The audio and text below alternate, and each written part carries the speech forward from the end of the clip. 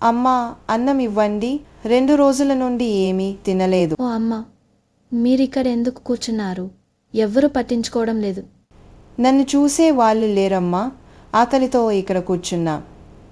ఇక్కడే ఉండండి అమ్మా, నేను వెంటనే వస్తా.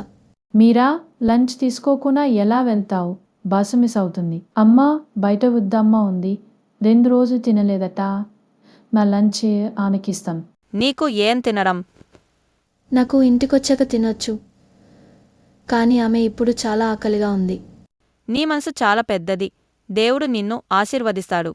సార్, ఆ వృద్ధ అమ్మను రోడ్డు మీద ఉండనివ్వడం సరికాదు.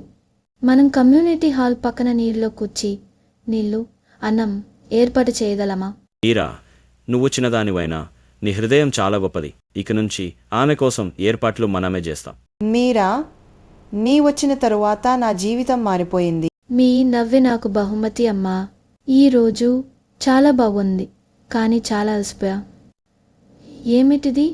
సైకిల్, కొత్త పుస్తకాలు, ఈ లేఖ ఎవరు రాశారు? నా చిన్న మీరా, నీ మనసు నన్ను గర్వపడేలా చేసింది. ఇది నాన్నచే ఒక చిన్న బహుమతి. నాన్న, మీరు నాకు ఇంత మంచి సర్ప్రైజ్ ఇచ్చారు.